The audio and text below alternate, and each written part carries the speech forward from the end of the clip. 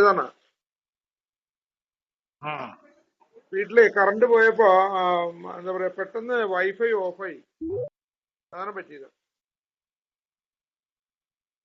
Sorry, ഒരു ചെറിയൊരു എന്താ പറയാ ശ്രദ്ധക്കുറവുകൊണ്ട് പറ്റിയതാണ്.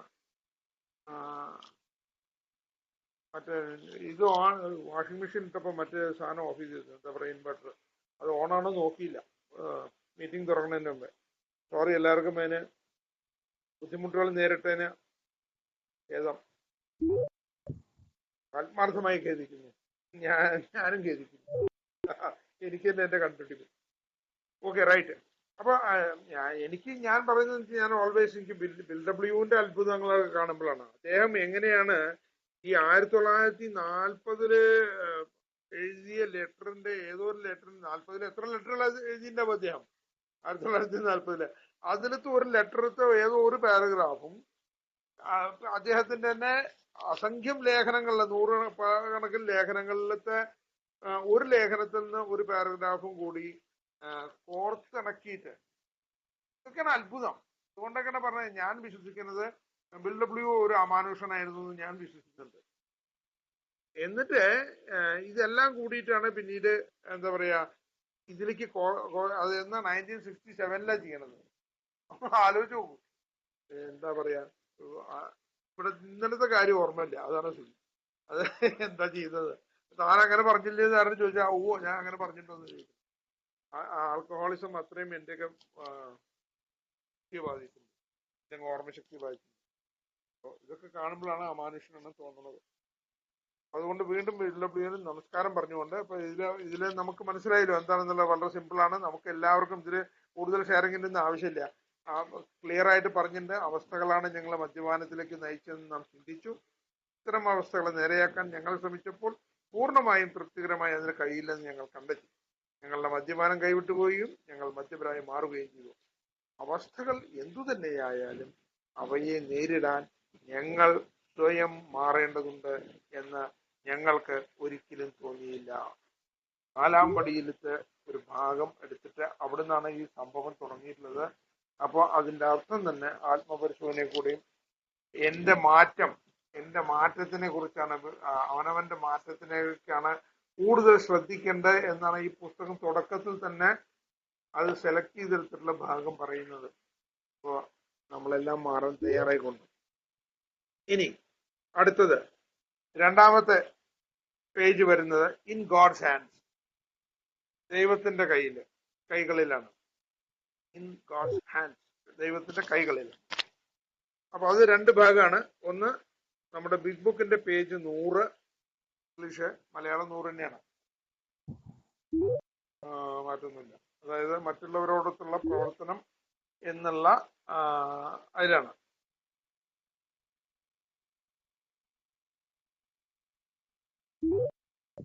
അതിലത്തെ വരി. പിന്നെ എ കംസ് ഓഫ് ഏജ് എന്നുള്ളത് പേജ് 63. അതില് 100-ാമത്തെ പേജിൽ നോക്കിക്കോളൂ. 2-ാമത്തെ പാരഗ്രാഫ്. ആ പാരഗ്രാഫിന്റെ ആദ്യത്തെ വരി ഞാൻ വായിക്കാം, ബുക്കുള്ളവർക്ക് വേണമെന്നുണ്ടെന്ന് നോക്കാം. നിങ്ങളും പുതിയ ആളും ആത്മീയ മാർഗത്തിൽ ദിവസം തോറും നടന്ന് വളരേണ്ടതുണ്ട് എന്നുള്ള ആ പാരഗ്രാഫാണ്. അപ്പൊ അത് കഴിഞ്ഞിട്ട് ഉള്ള ഭാഗമാണ് ഇതിൽ കൊടുത്തിട്ടുള്ളത്. അതിൽ കഴിഞ്ഞിട്ടുള്ള അടുത്ത വരി കൊടുത്തിട്ടില്ല. സ്ഥിരോത്സാഹം നിങ്ങൾ കാട്ടിയാൽ ശ്രദ്ധേയമായത് സംഭവിക്കും എന്നുള്ളത് കൊടുത്തിട്ടില്ല. അത് കഴിഞ്ഞിട്ടുള്ള വരികളാണ് കൊടുത്തത്. ഞങ്ങൾ തിരിഞ്ഞു നോക്കുമ്പോൾ ഞങ്ങൾക്കറിയാം ദൈവത്തിന്റെ കരങ്ങളിൽ കാര്യങ്ങൾ ഏൽപ്പിച്ചപ്പോൾ ഞങ്ങൾ പ്രതീക്ഷിച്ചതിലും നന്നായി കാര്യങ്ങൾ നടന്നു. അത്ര ഇതിൽ കൊടുത്തുള്ളൂ. ദൈവത്തിന്റെ കരങ്ങളിൽ ഏൽപ്പിക്കുക എന്നുള്ളതാണ് ഇവിടുത്തെ ഹെഡിങ്. ഞാൻ എന്റെ 2-ാമത്തെ ഭാഗം എ കംസ് ഓഫ് ഏജിലുള്ള പേജ് 63-ലത്തെ ഭാഗങ്ങളാണ്. അത് നമുക്ക് നോക്കാം. അപ്പൊ ഇവിടെ എന്താണ് നമുക്ക് മനസ്സിലായത്? നമ്മള് 12-ാം പടി ചെയ്യുന്ന സമയത്ത് ഉള്ള നിങ്ങളും പുതിയ ആളും കൂടി ആത്മീയ മാർഗത്തിൽ പോകണം എന്നുള്ളതിനെ കുറിച്ച് സൂചിപ്പിക്കാനാണ് ഈ ഇത് കൊടുത്തിട്ടുള്ളത്. കാരണം നമ്മൾ സ്വയം തിരിഞ്ഞു നോക്കുമ്പോൾ മനസ്സിലായി ഞാനത് വിട്ടുകൊടുത്താൽ തന്നെ കാര്യങ്ങൾ നടക്കുള്ളൂ എന്ന്. അപ്പൊ അത് ആ ഒരു ഓർമ്മപ്പെടുത്തലാണ് ചെയ്യണത്. അത് കഴിഞ്ഞിട്ട് ഇത് നോക്കാം. എ കംസ് ഓഫ് പേജില് പേജ് 63 അതൊക്കെ എ കംസ് ഓഫ് പേജിൽ 3 ഭാഗമുണ്ട്. റിക്കവറി, യൂണിറ്റി ആൻഡ് സർവീസ് എന്ന് പറഞ്ഞുള്ള നമ്മുടെ 3 പൈതൃകങ്ങളെ കുറിച്ചും പറഞ്ഞു. അതിൽ ആദ്യത്തെ ഭാഗം റിക്കവറിയിലെ ബിൽഡബ്ല്യുവിന്റെ കഥയാണ്. കാരണം അത് ബിൽഡബ്ല്യുവിന്റെ മാത്രം കഥയല്ല, പക്ഷെ ബിൽഡബ്ല്യുവിന്റെ കൂടി കഥകൾ വരുന്ന ഭാഗമാണിത്. റിക്കവറിയിൽ വരുമ്പോ എയുടെ ചരിത്രമാണല്ലോ എ കംസ് ഓഫ് പേജ്. അപ്പൊ അതില് എന്തായാലും അദ്ദേഹത്തിന്റെ കഥ വരുമല്ലോ. അപ്പൊ അതിലത്തെ കുറച്ച് ഭാഗങ്ങളാണിത്. അതിലത്തെ 2 പാരഗ്രാഫ് എടുത്തിട്ടുണ്ട്, വായിക്കാം. My depression deepened unbearably, and finally it seemed to me as though I were at the very bottom of the pit. അതായത് എന്റെ നൈരാശ്യം വല്ലാണ്ട് ആഴത്തിലും അസഹനീയമായിട്ടും തോന്നി തുടങ്ങി എനിക്ക് എന്റെ നൈരാശ്യം. And finally it seemed to me as though I were at the very bottom of the pit. ഞാൻ വലിയ കുഴിയുടെ ഏറ്റവും എന്താ പറയാ അടിയിലാണ്, അഗാധത്തിലാണെന്നുള്ളത് എനിക്ക് തോന്നി തുടങ്ങി. For the moment the last vestige of my proud obstinacy was crushed. ഒരു നിമിഷത്തേക്ക്, അല്ലെങ്കിൽ ഫോർ ദ മൊമെന്റ്, ആ ഒരു നിമിഷത്തേക്ക് the last vestige of my proud obstinacy was crushed.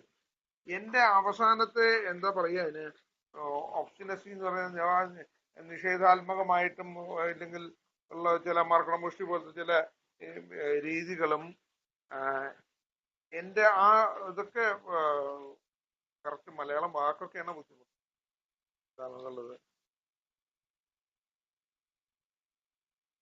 എന്നുള്ളതിന് തോന്നുന്നത് ഇത് തന്നെയാണ്, ഈ മർക്കണമുഷ്ടി പോലത്തെ തന്നെയാണ്.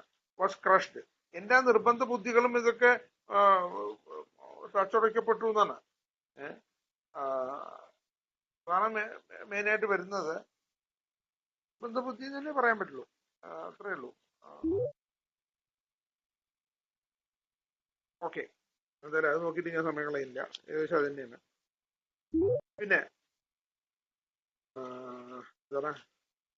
All at once I found myself crying out.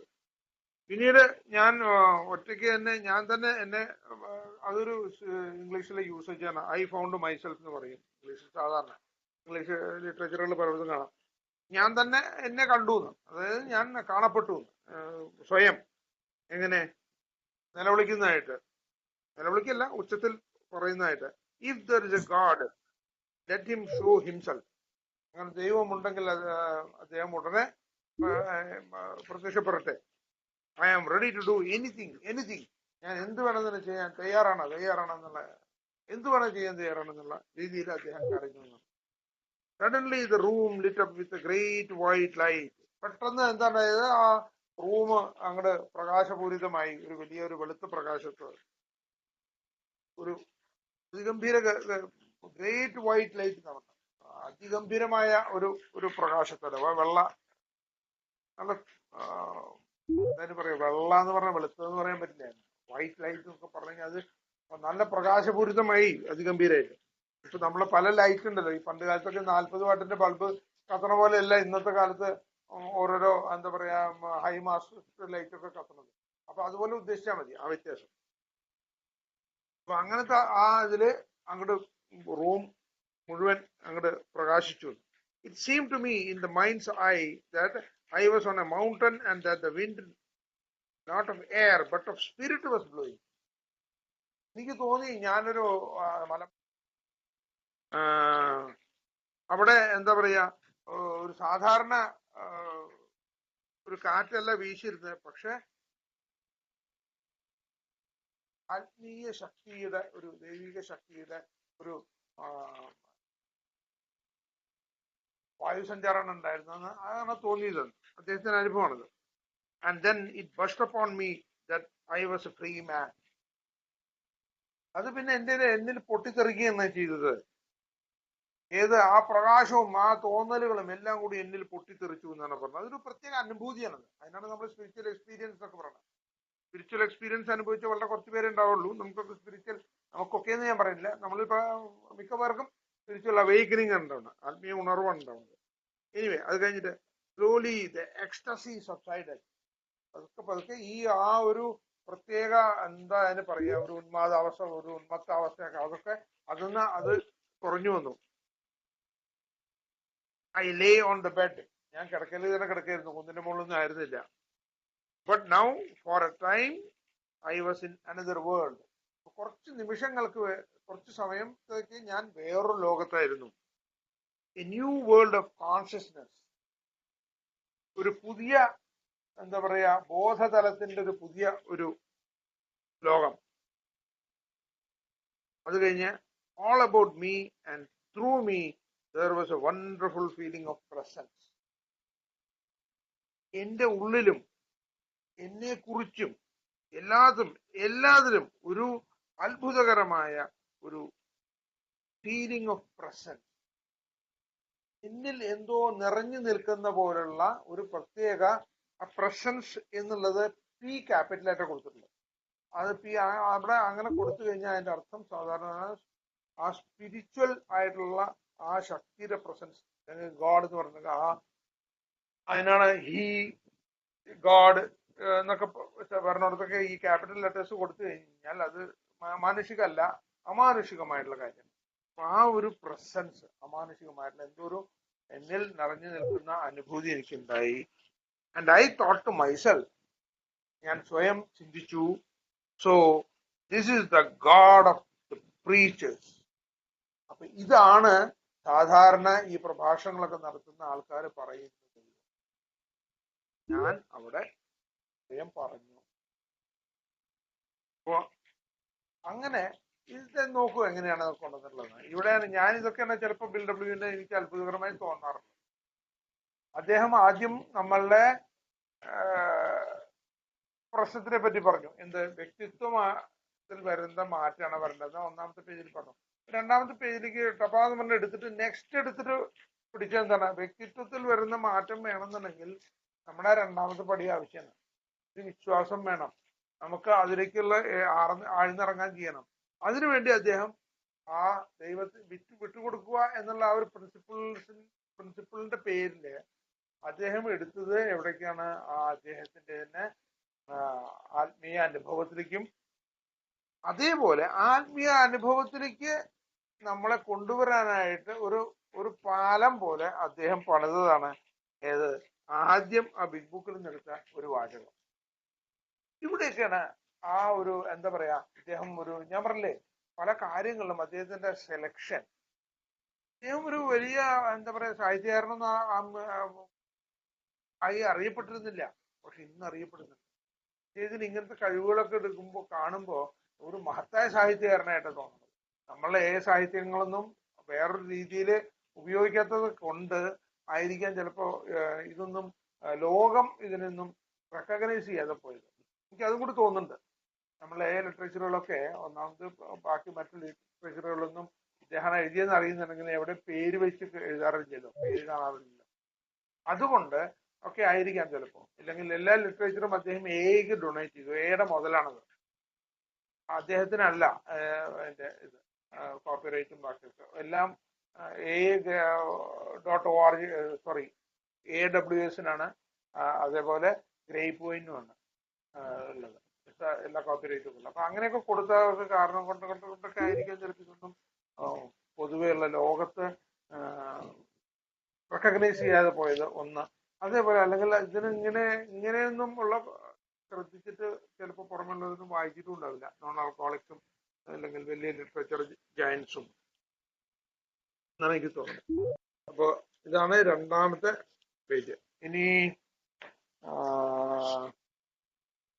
എത്ര മണി വരെ മീറ്റിംഗ്? 10 മണി വരെ. 10 മണി. ദൈവമേ, 10 മണി വരെയൊക്കെ അത് കുറച്ച് അക്രമമാണ്. 8 to 10 2 മണിക്കൂറൊക്കെ മീറ്റിംഗ് ഭയങ്കര 1.5 മണിക്കൂർ. എനിക്ക് എന്തായാലും 10 മണി വരെ ഇരിക്കാൻ പറ്റില്ല കേട്ടോ. ഞാൻ ആദ്യം പറയാം, എനിക്ക് എൻ്റെ വീട്ടില് സുഖമില്ലാത്ത അമ്മയൊക്കെ പ്രശ്നങ്ങൾ സമയത്ത് കിടന്നുറങ്ങണം, ഭക്ഷണം കഴിക്കണം. ഞാൻ 9:30 വരെ ഉണ്ടാവുള്ളൂ. ഞാനത് ആദ്യം പറയാം. കാരണം എനിക്ക് അത് കഴിഞ്ഞിട്ട് വൈഫിനും എല്ലാവർക്കും കിടന്നുറങ്ങിയാലേ നാളെ ജോലിക്ക് പോകാനൊക്കെ സാധിക്കും. അല്ലാന്നുണ്ടെങ്കിൽ ഞാൻ എന്തായാലും 9:30 വരെ ഉണ്ടാവുള്ളൂ. ഞാനത് ആദ്യത്തെ ദിവസം തന്നെയാണ് ഞാൻ എൻ്റെ പരിമിതികൾ ഞാൻ പറയുന്നു. അത് ആർക്കെങ്കിലും കൊണ്ട് ബുദ്ധിമുട്ടുണ്ടെങ്കിൽ I am very sorry. Primary responsibilities എനിക്ക് ചെയ്യേണ്ട പറ്റില്ല. ഓക്കെ.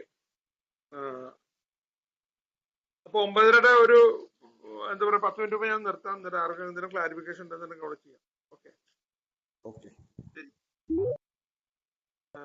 അല്ലെങ്കിൽ 40 മിനിറ്റ് കൂടുതലൊന്നും ആരും മോണോട്ടോണസ് ലെക്ചർ ഒന്നും പാടില്ല. ഇതൊക്കെ എന്റെ വിശ്വാസങ്ങളാണ്, പാടില്ല എന്ന് ഞാൻ പറയുന്നില്ല, പാടില്ല എന്ന് ഞാൻ വിശ്വസിക്കുന്നു. ഓക്കെ, പെയിൻ ആൻഡ് പ്രോഗ്രസ് ആണ് മൂന്നാമത്തെ. പെയിൻ ആൻഡ് പ്രോഗ്രസ് എന്താണ്? വേദനയും അതിൽ നിന്നുള്ള പുരോഗതി, അല്ലെങ്കിൽ വേദനയും കൂടെ ഉള്ള പുരോഗതി എന്നല്ല, വേദനയും പുരോഗതി ഉള്ളൂ. അത് 3 ഭാഗമായിട്ടാണ്. 3 ഭാഗം എന്ന് പറഞ്ഞാൽ ആദ്യത്തെ ഭാഗം 1950 ഇതുപോലെ ആരുടെയോ ലെറ്റർ വന്നതിന് അതിന് മറുപടി അയച്ചെന്നുള്ള ഒരു 2 വരി അടർത്തിയെടുത്തിട്ടുണ്ട്. രണ്ടാമത്തെ ഭാഗം 12/12 93-94 പേജുകളിലുള്ള ഒരു 2 വരി. മൂന്നാമത്തെ 1950 തന്നെ വേറെ ഏതോ ലെറ്റർ, അല്ലെങ്കിൽ ആ ലെറ്ററിന്റെ വേറെ ഭാഗമാവാം, അറിയില്ല, അതിൽ നിന്നും ഒരു വരിയും കൂടി ഇങ്ങനെയുണ്ട്. അപ്പൊ ആദ്യം നമുക്ക് ഫസ്റ്റ് നോക്കാം.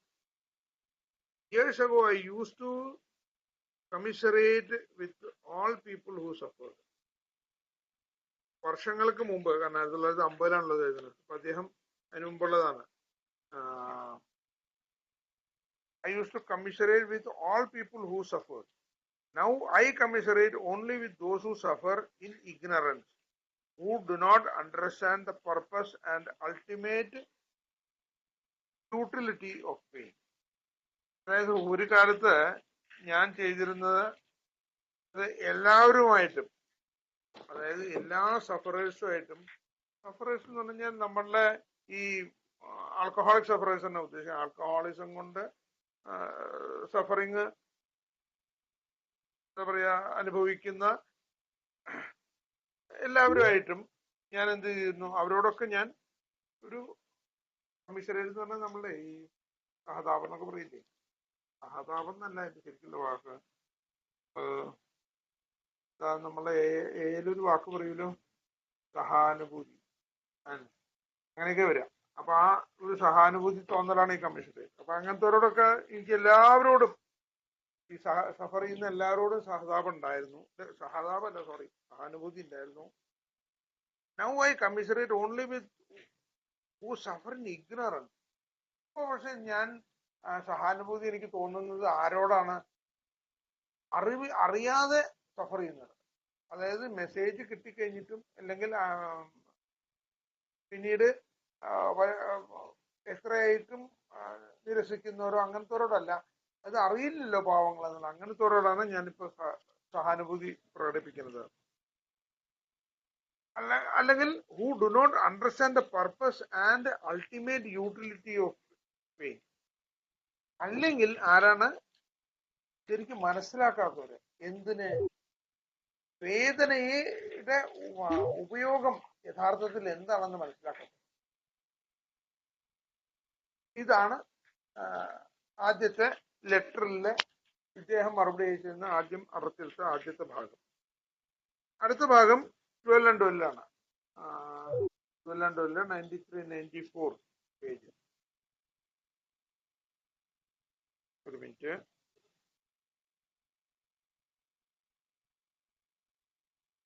മലയാളത്തിലെ 94-ലാണ് കേട്ടോ, 93-ലെ ഒരു വരിയുള്ളൂ. താൻ എന്താണ് സംസാരിക്കുന്നത് എന്ന് മനസ്സിലാക്കിയ ഒരാൾ ഒരിക്കൽ എല്ലാ ആത്മീയ പുരോഗതിയുടെയും ഉരകല്ല വേദനയാണെന്ന് അഭിപ്രായപ്പെട്ടു. അതായത് യഥാർത്ഥത്തിൽ മനസ്സിലാക്കി സംസാരിക്കുന്ന ആൾക്കാരിലെ ഏതോ ഒരാള്, BW അദ്ദേഹത്തിന്റെ അനുഭവത്തിൽ പറയണം, ഒരാള് ഇങ്ങനെ അഭിപ്രായപ്പെട്ടു, എന്ത്, എല്ലാ ആത്മീയ പുരോഗതിയുടെയും ഉരകല്ല വേദനയാണ്, അങ്ങനെ അഭിപ്രായപ്പെട്ടു. എത്ര ഹാർദമായാണ് നമ്മൾ ഏകൾക്ക് അയാളോട് യോജിക്കാൻ കഴിയുന്നത്. ഇതിൽ ഹാർദവമായാണ്, ഹാർദവമില്ല, മാർദവമില്ല, ഹാർദമാണ്. എത്ര ഹാർദമായാണ് നമ്മൾ ഏകൾക്ക് അയാളോട് യോജിക്കാൻ കഴിയുന്നത്. നമുക്കറിയാം അത് എത്ര ക്ലിയർ ആയിട്ട് നമുക്ക് ആ അഭിപ്രായമായിട്ട് യോജിക്കാൻ കഴിയുന്നു. മദ്യപാനത്തിന്റെ വേദനകളും പ്രശാന്തതയ്ക്ക് മുമ്പ് വൈകാരിക പ്രക്ഷുബ്ധതയും ഉണ്ടാകണമെന്ന് നമുക്ക് അറിയാം. അതായത് ഈ വേദനകളും ഈ വൈകാരികമായ പ്രക്ഷുബ്ധതകളും ഒന്നും ഇല്ലാന്നുണ്ടെങ്കിൽ പ്രശാന്തത ലഭിക്കില്ല. ഇത് ഏതൊരു ദിവസത്തെ ഡെയിലി റിഫ്ലക്ഷനിലുള്ളതാണത്. അപ്പൊ സാമ്പടിയുടെ ഭാഗമാണ്. ഒക്ടോബറിലായിരിക്കും. ഒക്ടോബറിലെ ഡെയിലി റിഫ്ലക്ഷനിൽ എവിടെയെങ്കിലും കിട്ടും. ഒക്ടോബർ 3. Okay thank you. അപ്പൊ അത് വളരെ ക്ലിയർ ആണ്. അപ്പൊ ആദ്യം ഇവിടെ പറഞ്ഞത് എന്താണ്? അനുതാപം അല്ലെങ്കിൽ സഹാനുഭൂതി തോന്നണതിനെ കുറിച്ച്. രണ്ടാമത് ഇവിടെ പറയുന്നത് എന്താണ്? പെയിനെ കുറിച്ച്. ആ പെയിൻ ആദ്യം പറഞ്ഞു, ആ പെയിൻ പ്രയോജനപ്രദമാക്കാൻ കഴിയാത്തവരോട് ഇദ്ദേഹത്തിന് അനുതാപം ഉണ്ടെന്ന് അനുഭവിച്ച പെയിൻ. അത് കഴിഞ്ഞിട്ട് ഇവിടെ അദ്ദേഹം പറയുന്നു, ആരോ ഒരാൾ പറഞ്ഞു, ഏതോ ചിലരിൽ ഒരാൾ പറഞ്ഞു, ഇങ്ങനെ അത് മനസ്സിലാക്കുന്ന ഒരാള്, കാര്യം താൻ എന്താ പറയണത് നല്ല ഉറപ്പുള്ള ആള്, വെറുതെ വിടുവായത്തം പറയുന്ന ആളല്ല, നല്ല ഉറപ്പുള്ള ഒരാൾ പറഞ്ഞു ഇങ്ങനെ, അതായത് എല്ലാ പുരോഹിതരും ടച്ച് സ്റ്റോൺ എന്ന് പറഞ്ഞു കഴിഞ്ഞാൽ തുടക്കത്തിലുള്ള ആദ്യത്തെ ആ ഒരു പടി, അത് വേദനയാണ്. അതൊക്കെ നമുക്ക് കൃത്യമായിട്ട് മനസ്സിലാക്കാൻ, നമുക്ക് ഓരോരുത്തർക്കും മനസ്സിലാക്കാൻ സാധിക്കും. കാരണം നമ്മളൊക്കെ ഈ അത് കൂടെ വന്നതാണല്ലോ സ്വഭാവത്തിലേക്ക്. അപ്പൊ എല്ലാവർക്കും അറിയാം, എന്തറിയാം? ബിഫോർ സൊബ്രൈറ്റി, അതല്ലെങ്കിൽ ശാന്താണ് ഇതില് മലയാളത്തിൽ ഉള്ളതിൽ കൊടുത്തിട്ടുള്ളത്. Before sobriety, know that pains of alcoholism had to come before sobriety. പ്രശാന്തതയില്ല, ആ സുബോധാവസ്ഥയ്ക്ക് മുമ്പ് ആൽക്കഹോളിസത്തിന്റെ വേദന അനുഭവിക്കണം എന്നുള്ളതും, ആൻഡ് ഇമോഷണൽ ടർമോയിൽ ബിഫോർ സെറൻറ്റി, അങ്ങനെയാണത്. ചിലപ്പോൾ ഇതില് കുറച്ച് വ്യത്യാസമുണ്ട് ഈ തർജ്ജമ ചെയ്തതില്. ഇത് രണ്ടായിട്ടാണ് കൊടുത്തിട്ടുള്ളത്. അതായത് pains of alcoholism had to come before sobriety. ഒന്ന്, സുബോധത്തിൽ എത്തുന്നതിന് മുമ്പേ ആൽക്കഹോളിസത്തിന്റെ വേദനകൾ അനുഭവിക്കേണ്ടതാണ്. പിന്നെ and emotional turmoil before serenity, പ്രശാന്തതയ്ക്ക് മുമ്പ് വൈകാരികമായ ആ ഒരു വലിയ എന്താ പറയാ ഒരു പ്രക്ഷുബ്ധത, അതൊക്കെ തന്നെ ഇതിൽ കൊടുത്തിട്ടുള്ള വാക്ക്, അത് കറക്റ്റാ. അതും അനുഭവിക്കേണ്ടതുണ്ട്. ഇതാണ് അതിന്റെ രണ്ടാമത്തെ ഭാഗം. ഇനി മൂന്നാമത്തെ ഭാഗം ഒറ്റ ഇതാണ്. അതും 1950 ഒരു ലെറ്റർ എന്നാണ്. Believe more deeply, hold your face up to the light even though for the moment you do not see. വിശ്വസിക്കൂ, കൂടുതൽ ഗാഠമായിട്ട്, മോർ ഡീപ്ലി, കൂടുതൽ ആഴത്തിൽ വിശ്വസിക്കൂ. Hold your face up to the light, ആ എന്താ പറയാ പ്രകാശത്തിലേക്ക് തിരിയൂ. ഇത് നമ്മളെ 2 ദിവസം മുമ്പത്തെ റിഫ്ലക്ഷൻ ആണ്. Even though for the moment you do not see, ചിലപ്പോ ഈ ഒരു നിമിഷത്തേക്ക്, ഈ ആ ഒരു സമയത്തേക്ക് കണ്ടില്ലെങ്കിൽ കൂടി ആ പ്രകാശത്തിലേക്ക് തിരിയാനേ. അപ്പോ അത് ഇവിടെയാണ് അത് കൊണ്ടുവരുന്നത്. ആദ്യം വേദനയെ കൂടെ പറഞ്ഞിട്ട്, ആ വേദന വേണം പുരോഗതിക്ക് എന്ന് പറഞ്ഞിട്ട്, പുരോഗതിക്ക് പിന്നെ വേണ്ടത് എന്താണെന്നുണ്ടെങ്കിൽ നമുക്ക് ആ വിശ്വാസം കൂടുതൽ വേണം. പ്രകാശത്തിലേക്ക് തിരിക്കാനാണ്. അതാണ് പെയിൻ ആൻഡ് പ്രോഗ്രസ് എന്നും പറഞ്ഞിട്ട് കൊടുത്തിട്ടുണ്ട്. അത് 15ആയി. അടുത്തത് 4-ാമത്തെ ഒരു പേജും കൂടി നോക്കണോ? എന്താ അഭിപ്രായം? അതോ ആർക്കെങ്കിലും എന്തെങ്കിലും ഇതില് ഡിസ്കസ് ചെയ്യാണ്ടെങ്കിൽ അതായിരിക്കും നല്ലത്. നമുക്ക് 3 നിർത്താമെന്ന്. ധൃതിയൊന്നുമില്ല, ഇതിപ്പോ അങ്ങനെ പോണമെന്നില്ല. എന്താ അഭിപ്രായം പറയൂ മോഡറേറ്റർ. അത് കുറച്ചധികം ഉണ്ടല്ലോ അല്ലെ അശോകേട്ടാ? 4-ാമത്തെ ഞാൻ ബുക്ക് വെച്ചായിരിക്കണം. നിർത്താം, മതി, തീരുമാനിച്ചോളം തീർത്തോളം. അതെ, എന്നാ രാജേഷേ, എന്തെങ്കിലും ഇതില് ക്ലാരിഫിക്കേഷൻസ് എന്ത് ചെയ്യുന്നുണ്ടെന്നുണ്ടെങ്കിൽ ആവാം. 9:30 ഇറങ്ങട്ടോ പ്ലീസ്. പിന്നെ അതേപോലെ ഡിസ്കസ് ചെയ്യാം ഇതിനെ കുറിച്ച്. ഞാൻ അതാണ് കൂടുതൽ എന്റെ കയ്യിൽ നിന്നുള്ള ക്ലാരിഫിക്കേഷൻ. എന്റെ എന്തെങ്കിലും ക്ലാരിഫിക്കേഷൻ ഞാനിപ്പോ എനിക്ക് മനസ്സിലായ പോലെ പറഞ്ഞു. അതില് എന്താ പറയാ, ചില ഇംഗ്ലീഷ് വാക്കുകളുടെ തർജ്ജമയിൽ ചിലപ്പോൾ ചില പെശകൾ പറ്റിയിട്ടുണ്ടാവുന്നുണ്ട്. വേറൊന്നുമില്ല, വാക്കുകൾ ഇതിൽ എഴുതിയ കാര്യം തന്നെ പറഞ്ഞു. അപ്പൊ ഓക്കെ, ആർക്കെങ്കിലും എന്തെങ്കിലും ചോദിക്കുകയോ ഇതിനെ കുറിച്ച് കൂടുതൽ പറയണമെന്നുള്ളവർക്ക് പറയാം, മുന്നോട്ട് വരാം, അങ്ങനെ ആക്കാം. കാരണം അശോകേട്ടൻ 9:30 ഇറങ്ങണമല്ലോ, മണി അപ്പോൾ 9:17. ആർക്കെങ്കിലും ഇതിനെ കുറിച്ച് മുന്നോട്ട് വരാട്ടോ. എന്തെങ്കിലും ചോദിക്കാം, അശോകേട്ടനോട് ചോദിക്കാനോ അല്ലെങ്കിൽ ആ ടോപ്പിക്കിൽ എന്തെങ്കിലും കുറിച്ച് പറയാനോ എന്തെങ്കിലും പറഞ്ഞതിൽ എന്തെങ്കിലും. ഹലോ ഹലോ അശോകേട്ടാ, ഇവിടെ ആ 2 മണിക്കാണ്. ദൈവത്തിന്റെ അളവറ്റ മഹത്തായ ആൽക്കോളിക്സ് അനോണിമസ് കൂട്ടായ്മയിലൂടെ യാത്ര ചെയ്യുന്നതുകൊണ്ട് ദിവസം വിളിച്ചിട്ടില്ല. ഞാൻ അശോകേട്ടനോടൊപ്പം ഹായ് ഒരു 160 പേജ് ഞങ്ങള് ഒന്നിച്ച് യാത്ര ചെയ്തതാണ്. അപ്പൊ വീണ്ടും പുതിയ ഇത് കേൾക്കുമ്പോ ഇതിന്റെ അർത്ഥതലങ്ങള് പ്രത്യേക രീതിയിലേക്ക് മനസ്സിലാക്കിക്കൊണ്ടിരിക്കുന്നു. എന്തായാലും എനിക്കൊരു സംശയമല്ല, എന്നാലും ഈ നമ്മൾ ആ 3ാമത്തെ പെയിൻ ആൻഡ് പ്രോഗ്രസ് എന്ന 3ാമത്തെ പേജില് ഈ 12 and 12 എടുത്തെങ്കിൽ 93-94 ഒരാളുടെ കാര്യത്തെ പറ്റി പറയുന്നുണ്ട്. ഒരാളുടെ എന്താ പറയാ, അത് മിക്കവാറും 11ാം പടിയിൽ നമ്മൾ കണ്ടെത്തുന്ന ഫ്രാൻസിസ് അസീസിയെ തന്നെ ഇവിടെ വെച്ച് കണ്ടുമുട്ടുന്നതാണെന്ന് എനിക്ക് തോന്നുന്നു. അങ്ങനെ ആണെന്നാണ് ഞാനും മനസ്സിലാക്കുന്നത്. പക്ഷെ അത് അറിയാത്തടത്തോളം നമ്മൾ ഇവിടെ സ്പെസിഫിക്കലി പറയാൻ പാടില്ല. അവിടെ അത് സ്പെസിഫൈ ചെയ്ത് പറഞ്ഞിട്ടില്ല ആരാണ്. അങ്ങനെയാണ് നമുക്ക് പറയാമായിരുന്നു.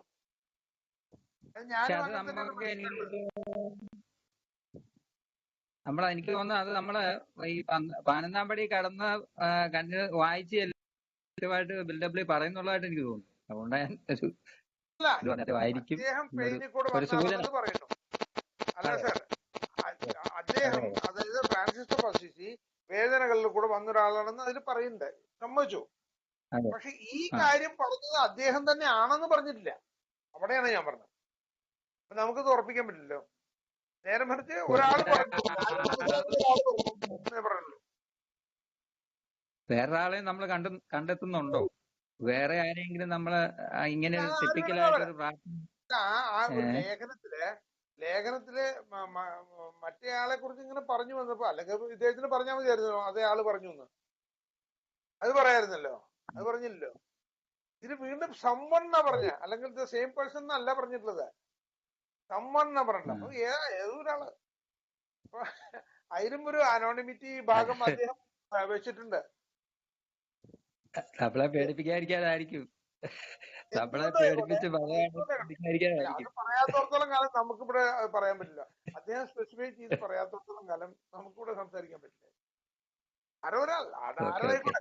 ആക്ച്വലി വ്യക്തികളിൽ അതിന് വലിയൊരു ഇതൊന്നും വരുന്നില്ല. ഇതൊക്കെയാണ് എന്റെ അഭിപ്രായം. ഞാൻ ശരിയായിക്കൊള്ളുന്നില്ല. പിന്നെ അതേപോലെ ഒരു ജോസഫ് സാറുള്ള, ഞാൻ ശ്രദ്ധിച്ചില്ല, എപ്പോഴാണ് ശ്രദ്ധിച്ചു, സോറി, ഒന്ന് നോക്കണേ. ഞാൻ എവിടെയെങ്കിലും പഴച്ചു പോകണ്ടെന്നുണ്ടെങ്കിൽ എന്നെ കറക്റ്റ് ചെയ്യണുണ്ടോ? കാരണം ചില സമയത്ത് ചില ഈ യൂസേജുകൾ വരുമ്പോഴേ എവിടെങ്കിലൊക്കെ അത് ആർക്കും ആവാം, ആരായാലും. കാരണം ഞാൻ ഒരു ഇംഗ്ലീഷ് പ്രാവീണ്യമുള്ള ആളൊന്നല്ല. ചില പരിചയം കൊണ്ട് എനിക്ക് ചെയ്യാൻ പറ്റുമെന്ന് മാത്രമേ, പരിചയം കൊണ്ട് മാത്രമാണ്, ഭാഷാജ്ഞാനൊന്നുമില്ല.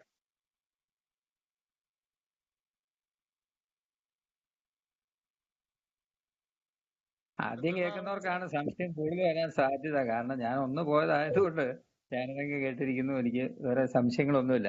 Okay, pass. സാറേ, ഞാൻ മധ്യാസക്തൻ ഈശ്വര കൃപയിലെ കൂട്ടായ്മയിൽ എന്ന സംബന്ധിച്ചിൽ എന്റെ പേര് ഷൈജു.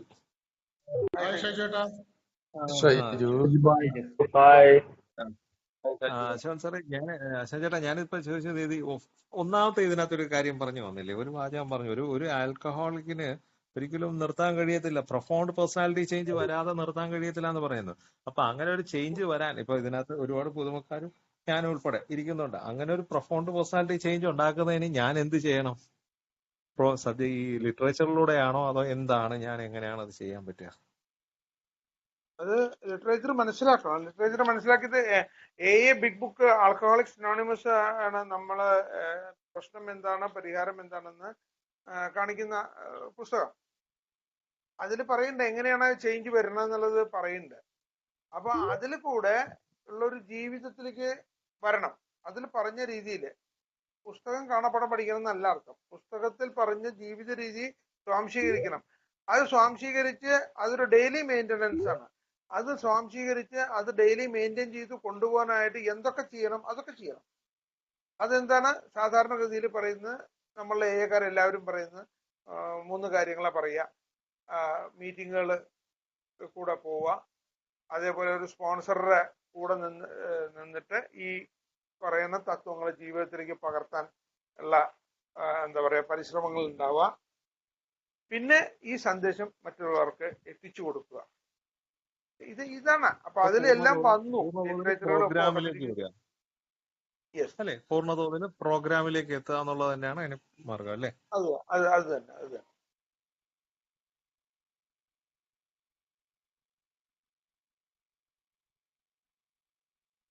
വേ ഓഫ് ലൈഫ് എന്നാണല്ലോ ഈ പുസ്തകത്തിന്റെ ആസ്ബൽ സീസണിന്റെ ആദ്യത്തെ പേര് തന്നെ. അദ്ദേഹം ഇതല്ലേ പറയണത്. അദ്ദേഹത്തിന്റെ അതിന്റെ ഇൻട്രൊഡക്ഷനിലെ ഫോർവേഡിൽ തന്നെ അദ്ദേഹം അതല്ലേ പറഞ്ഞു, ആമുഖത്തില് പറഞ്ഞു കഴിഞ്ഞു. വേ ഓഫ് ലൈഫിനെ കുറിച്ചുള്ള അദ്ദേഹത്തിന്റെ കാഴ്ചപ്പാട് കൂടിയാണത്. അടുത്തത് ആരാഴ്ച മുന്നോട്ട് വരാട്ടോ.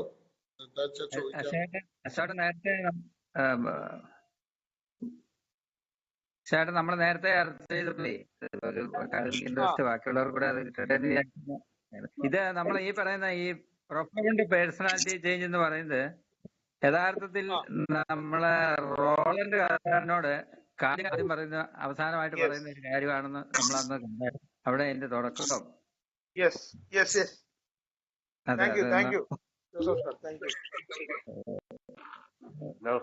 അതും കൂടി ശോഭേട്ടനൊന്ന് പറഞ്ഞു ഉപകാരമായിരിക്കും.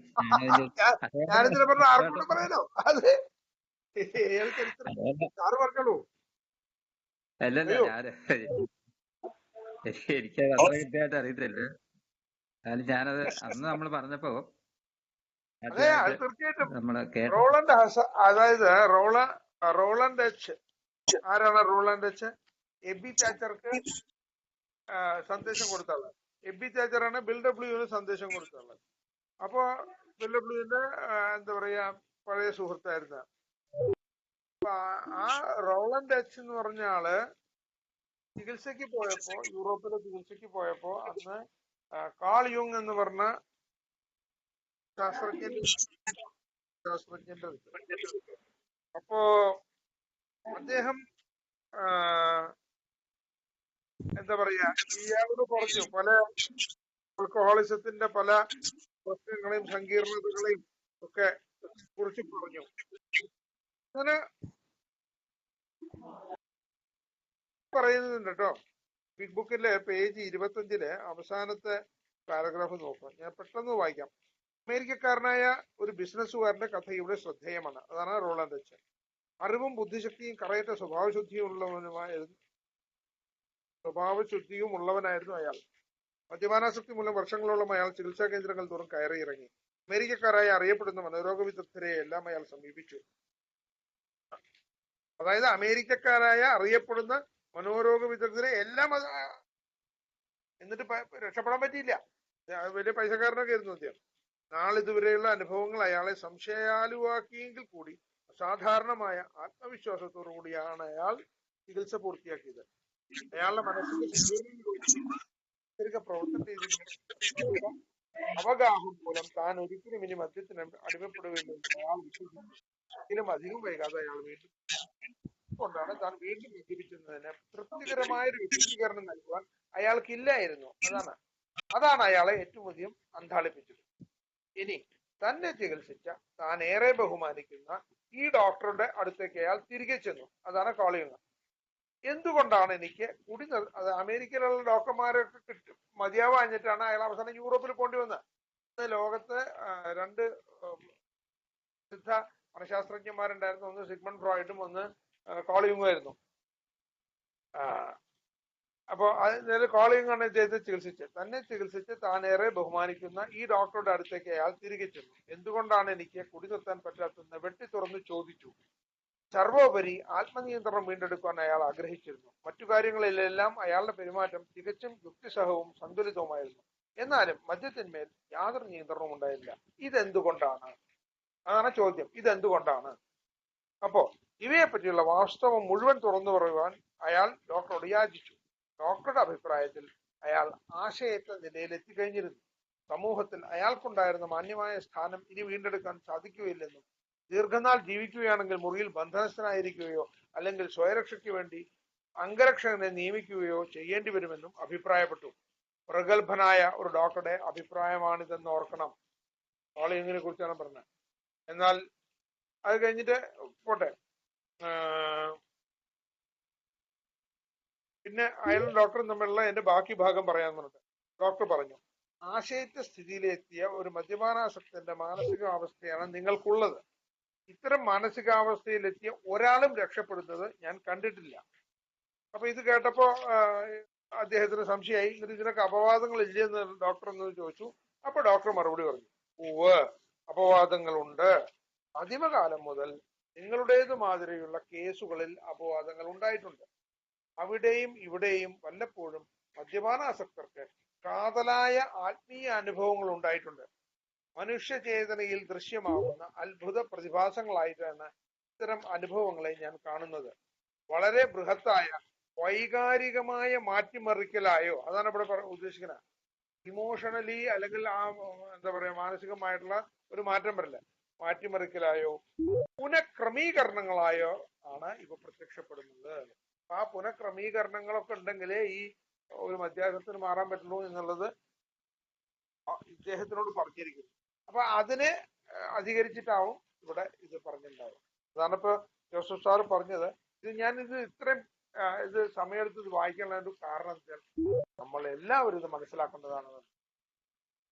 കാരണം മീറ്റിങ്ങുകൾ അറ്റൻഡ് ചെയ്യലും അത് കഴിഞ്ഞിട്ട് ചായ കുടിക്കുന്ന സമയത്തുള്ള ഗോസിപ്പുകളും അല്ല മീറ്റിങ്ങുകളിൽ കൂടെ നമ്മൾ കേൾക്കേണ്ടത് കേട്ട് കഴിഞ്ഞിട്ട് ഞാൻ എയിലാണെന്നുണ്ടെങ്കിൽ തീർച്ചയായിട്ടും ഈ മാറ്റിമറിക്കലിന് വിധേയനാവാനുള്ള പരിശ്രമങ്ങൾ എന്റെ കയ്യിൽ നിന്ന് ഉണ്ടാവണം. അല്ലെങ്കിൽ ഞാൻ ഇതാവുമെന്ന് എനിക്കറിയില്ല. അപ്പൊ അത് എനിക്ക് ഇടയ്ക്ക് ഓർമ്മ വരുന്നുണ്ട്. Thank you Joseph sir.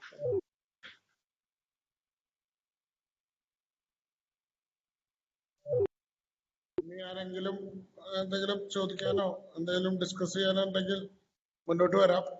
അശോകേട്ടൻ 9:30 വരെ ഉണ്ടാവും. 9:30 ആയി. 9:30 അശോകേട്ടൻ ടൈമായി. Hi, hello, Vadakkanchery Christo. സന്തോഷടാ.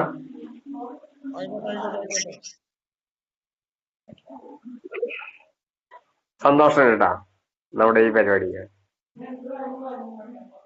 ഒരുപാട് ഇത് കേക്കൂ, ഒരു മിനിറ്റ് പറയണത് കേക്കൂ കേട്ടോ.